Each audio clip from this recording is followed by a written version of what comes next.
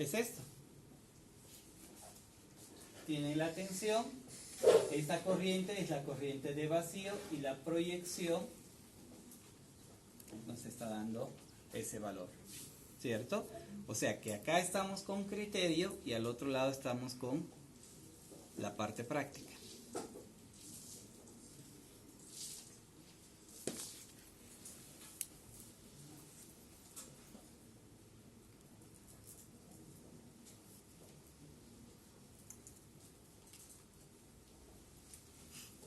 ¿Estamos de acuerdo? Y bueno, R1, lo correcto de este R1 es medirlo, pero cuando el motor, inmediatamente el motor se haya detenido. ¿Por qué? Hay un proceso de calentamiento y ese proceso de calentamiento por laboratorio de física 100 tenemos que la resistencia cambia, ¿no es verdad? ¿Cierto? Sí. Es el R a 20 grados centígrados más el coeficiente de dilatación por la diferencia de las temperaturas. ¿Te acuerdas de esa ecuación? No, pero sí la entiendo. Es que el R1 en vacío no es un dato confiable. La resistencia. Claro. Hay formas de poder sacar. O sea, lo hago trabajar mi motor por 1 hora, lo detengo e inmediatamente mido, porque ya está el efecto de la temperatura ahí, o coloco tensión y corriente continua. Al colocar tensión y corriente continua, la división me da la resistencia. ¿Estamos de acuerdo? ¿Sí? Los dos métodos son válidos. ¿Ya? ¿Dudas acá? Por favor, no se olviden que sí o sí es velocidad constante.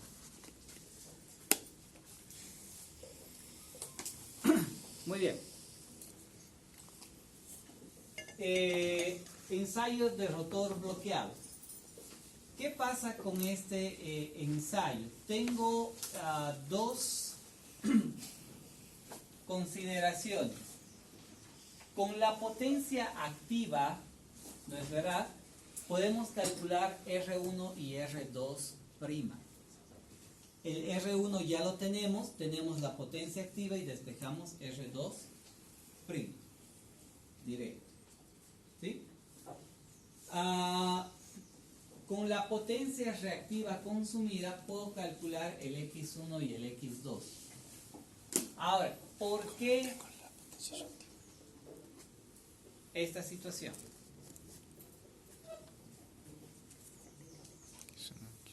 ¿Por qué decimos que el X1 es próximo a X'2? Porque pasa la misma corriente. No pasa la misma corriente. Sí, es cierto. No es la misma corriente.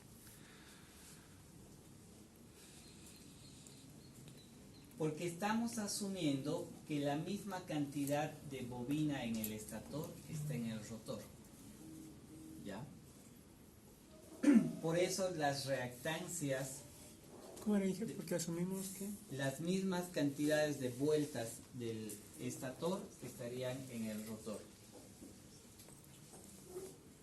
Ahora, si eso es válido para un caso de laboratorio, para un caso práctico.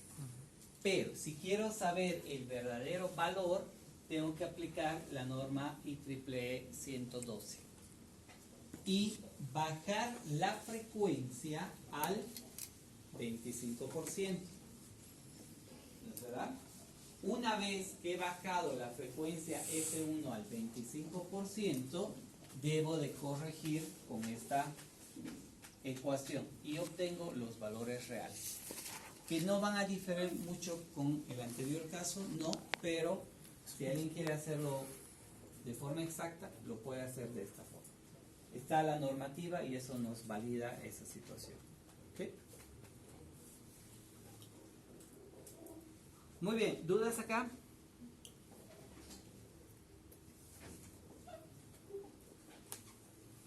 Ahora sí.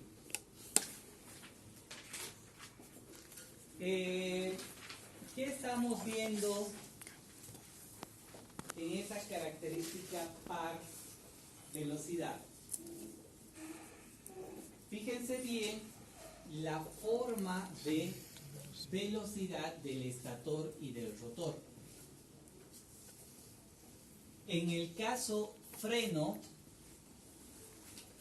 en el caso motor y en el caso generador.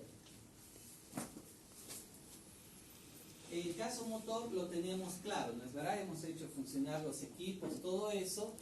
Y el N1, si ustedes se fijan, la flecha N1 es superior en tamaño a la flecha N. ¿Qué significa eso? Que la frecuencia F1 está predominando ahí. Porque el N1 es 60 veces frecuencia 1 sobre pares de poros, ¿cierto? Muy bien. A ver, ¿cómo podemos hacer un freno?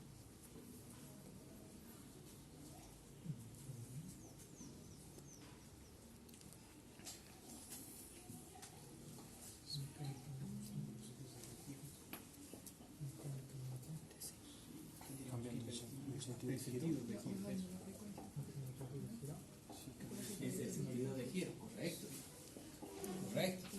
¿Cómo hacemos un freno en una máquina? Cambiando el sentido. Pero ¿cómo lo cambias?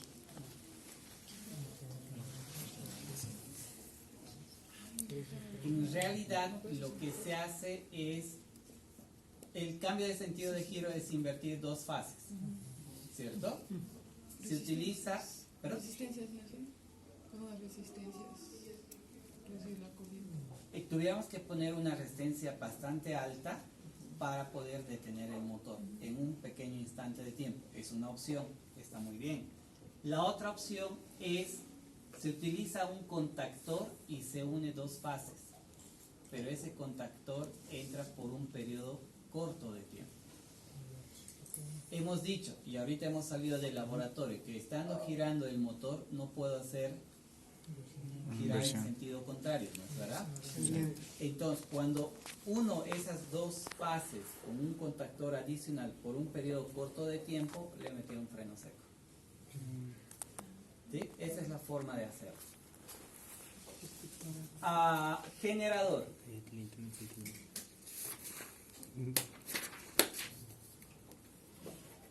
La velocidad en el rotor tiene que ser mayor a la velocidad del estator y además estar en el mismo sentido de giro. Lo puedo volver generador. Y esto es válido para motores rotor bobinado. Todos los eólicos actualmente son motor rotor bobinado. ¿Sí? Muy bien. Ahora, ¿qué es lo que está pasando acá? En el caso del torque, el torque está dado como la potencia útil o la potencia en el eje del motor dividido entre la velocidad, pero es la velocidad de giro en ese instante del motor, ¿ya? O, ahí está, digo que es un próximo, si tengo una potencia mecánica próximo a cero, puedo decir que es la potencia de entrehierro dividido entre la velocidad de sincronismo. Ahí está en la ecuación. ¿No es verdad? Si PM, la potencia mecánica, es próximo a cero, entonces es válido esa expresión que ven ahí. Ahora, la potencia útil, ¿no es verdad? Es ¿qué cosa? ¿Cómo está dada la potencia útil?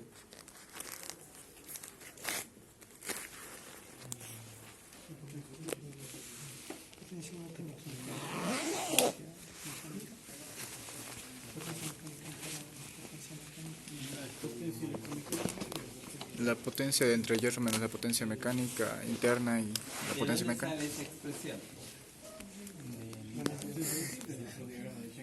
Ajá. Ya, préstamelo, por si acaso. M1, R2, B1.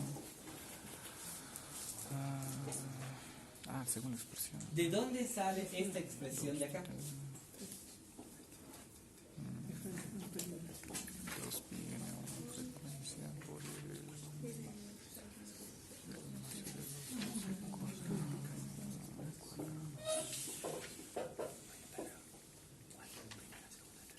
La segunda. ¿Qué tal? ¿Cómo estás? Mira, si le tocas, creo que dice. Ahí dice el número de fases del estator. A ver ya. Número de fases de estator. Número de fases de estator. Iluminen así. Nah, eso ponlo en la basura. ¿Ves? Por eso yo no he comprado el libro. No, el enfoque que tiene ahí es muy teórico. Sí. Aburrido. Sí. En Si aquí nos cambio, estamos esto de acá complicando. Sí podemos demostrarlo y podemos aplicarlo. Ajá.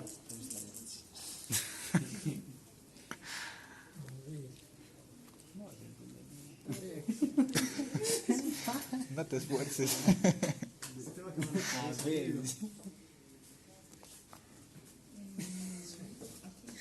A ver, ¿cuánto te Tenemos 10 minutos. El que me demuestre esa ecuación, le pongo 100 y es examen final. Ya.